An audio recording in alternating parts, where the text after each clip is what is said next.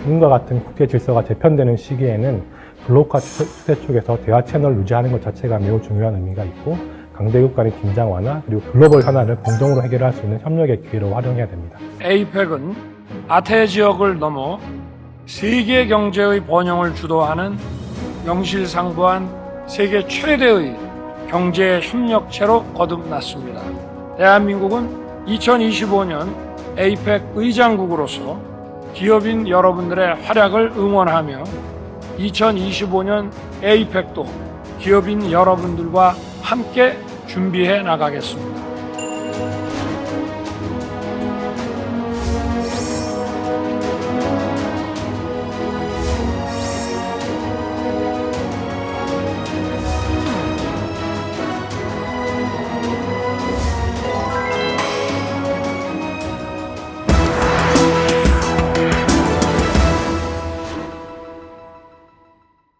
요즘과 같은 불확실성의 시대에 APEC과 G20는 영내 회원국의 정책을 조율하고 또 경제 협력을 만들어가는 체계적인 플랫폼이라고 할 수 있습니다. APEC은 영내 21개 회원국이 있는데요. 이들 국가들의 자발적인 협력의 정신을 바탕으로 해서 회원국 간의 경제적, 사회적, 문화적 이질성을 극복하고, 또한 아시아 태평양 공동체 수립의 토대를 마련하는 데 그 목표를 두고 있습니다.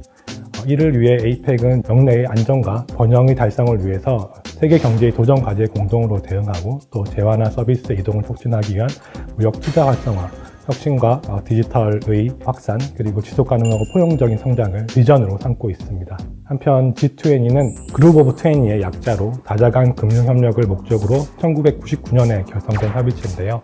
2008년 금융위기를 극복하기 위해서 미국에서 정상급 회의로 격상되었습니다. 그 이후 현재까지 총 18차례의 정상회의가 개최되어 전 세계 선진국과 신흥국을 포함한 20개국의 회원국으로 구성된 경제협력연합체입니다. APEC과 G20 정상회의 참석의 의의는 크게 4가지로 생각할 수 있습니다. 첫 번째는 체계적인 정책 협의의 플랫폼에 참석한다는 것입니다. APEC의 경우에는 연 5회의 고위관리 회의를 운영하고 있고, 10여 개 이상의 장관급 회의, 그리고 100여 개 이상의 실무그룹 회의가 연 400회 이상 개최됩니다. 또한 G20의 경우에는 정기적인 고위급 관리 회의가 통상 3차례 이상 개최되고요. 5개의 실무그룹 그룹이 상시적으로 회의를 운영하고 있으며, 주요 의제별로는 장관급 회의도 개최되기도 합니다. 또한 두 번째 의의는 실질적인 협력과 교류의 장이라는 데 있습니다. 평균 2주간의 고위급 회의, 그리고 일주일간의 장관급 회의는 공무원들 그리고 공공기관의 종사자들 뿐만 아니라 비즈니스 관련 관계자, 그리고 문화교류, 경제협력의 전시회까지 열리게 되면서 다양한 협력을 실질적으로 진행하게 됩니다. 세 번째는 국가이익의 실현 기회입니다. 정상회의를 계기로 다양한 경제 외교 활동을 할 수 있는데요. 특히 정상들이 모이는 주간에는 APEC 정상회의 혹은 G20 정상회의뿐만 아니라 다양한 양자간, 다자간 정상회담이 실질적으로 이루어집니다. 이때 각국이 당면한 현안을 해결할 수도 있고, 또한 글로벌 기업들의 CEO들과 함께하는 CEO 서밋과 같은 비즈니스 협력 확대 기회도 충분히 활용할 수 있는 시간이 될 것입니다. 그리고 마지막으로 현재와 같은 갈등과 균열의 시대에 글로벌 소통의 플랫폼으로서 큰 역할을 하고 있다고 생각합니다. 최근과 같은 지정학적 갈등이 고조되는 현 시기에 현실적인 대화 창구이기 때문입니다. 주요국 정상들 간의 면대면 소통의 기회로 활용할 수 있고, 경제와 안보와 같은 현안의 실질적인 조율이 가능합니다. 마지막으로 지금과 같은 국제 질서가 재편되는 시기에는 블록화 추세 쪽에서 대화 채널을 유지하는 것 자체가 매우 중요한 의미가 있고, 강대국 간의 긴장 완화 그리고 글로벌 현안을 공동으로 해결할 수 있는 협력의 기회로 활용해야 됩니다. 오는 11월 15일과 16일 페루 리마에서 개최되는 APEC 정상회의는 페루가 주도하고 있는 논의를 우선 마침표를 찍어야 합니다. 페루는 이번 회의에서 비공식 경제의 공식화, 그리고 지역 경제 통합에 대한 새로운 시각, 수소 경제 로드맵을 주요 성과로 제시할 예정입니다. 한편 우리나라는 차기 의장국으로서 우리가 만들어가는 지속 가능한 내일이라는 주제와 연결, 혁신, 그리고 번영이라는 3가지 우선 과제를 제시할 것으로 보입니다.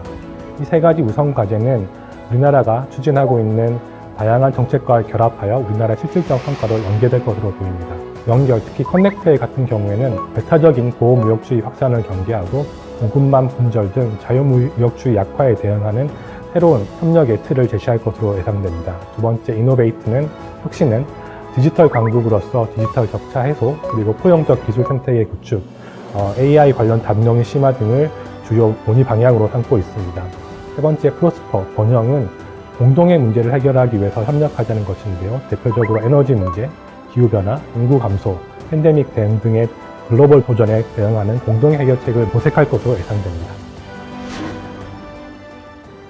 2025년 한국에서 열릴 에이펙 회의는 2024년 12월 9일 서울에서의 비공식 관리 회의를 시작으로 이듬해 2월 경주, 5월 제주, 그리고 8월 인천에서 고위 관리 회의를 중심으로 다양한 산하회의와 장관급 회의가 개최될 예정입니다. 4월에는 부산에서 해양장관회의가 열릴 예정이고요. 5월 제주에서는 통상장관회의, 그리고 교육장관회의가 열리고 인적자원장관회의가 열릴 예정입니다.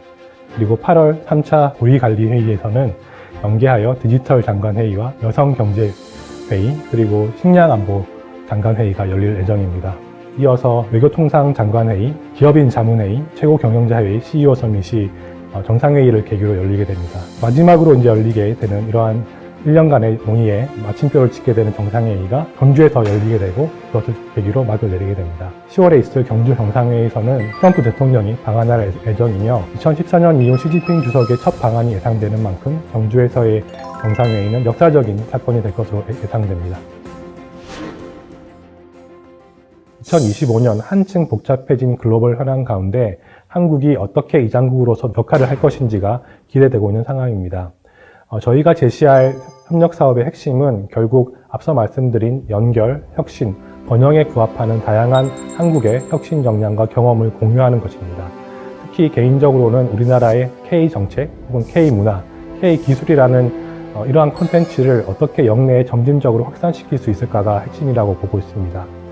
특히 구체적으로 말씀드리자면 반도체나 배터리, 공급망 안정화, 그리고 AI 확산, 무탄소 에너지 전환 등과 같은 한국의 기술력과 경험, 우리 문화 콘텐츠를 역내에 확산시킬 수 있는 그러한 성과 사업을 구상하고 있습니다. 우리나라는 사실 매우 개방적인 국가입니다. 경제 성장의 대부분을 수출에 의존하고 있고 주요 기업들 역시 해외 무대에서의 시장을 확보해야 됩니다. 이러한 글로벌 경제 협력체들은 우리가 세계에 나가서 세계의 표준에 우리나라의 수준을 맞추고 또한 세계인들에게 우리나라를 알릴 수 있는 기회라고 생각합니다. 따라서 이러한 국제 협력체에 적극적으로 참여하는 것은 우리나라의 국익에 매우 도움이 되는 일이고 또 우리나라의 경제 성장에 걸맞게 그러한 협의체에서 중요한 역할을 해내고 아젠다를 선도하는 것은 장기적으로도 매우 중요한 일이라고 생각합니다.